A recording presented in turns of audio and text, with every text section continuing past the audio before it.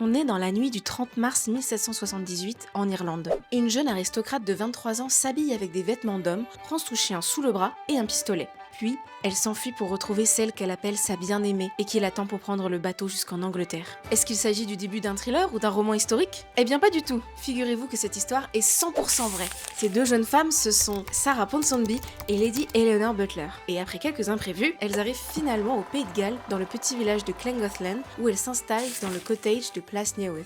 Là, elles l'aménagent vraiment à leur image. Elles agrandissent, refont la façade, ajoutent des vitraux et plein d'éléments de style néo-gothique qu'elles collectionnent. Une véritable œuvre d'art totale.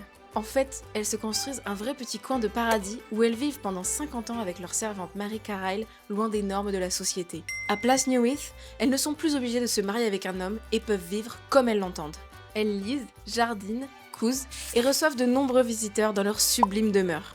Au final, celles qu'on surnomme les dames de Clongowthlan s'en fichent des qu'en dira-t-on et passent toute leur journée et leur nuit ensemble jusqu'au bout. Aujourd'hui, leur splendide maison galloise a été transformée en musée et se visite comme un merveilleux témoin de l'existence de ces deux ladies hors du commun. On se retrouve la semaine prochaine dans une nouvelle vidéo pour célébrer ensemble le mois des fiertés.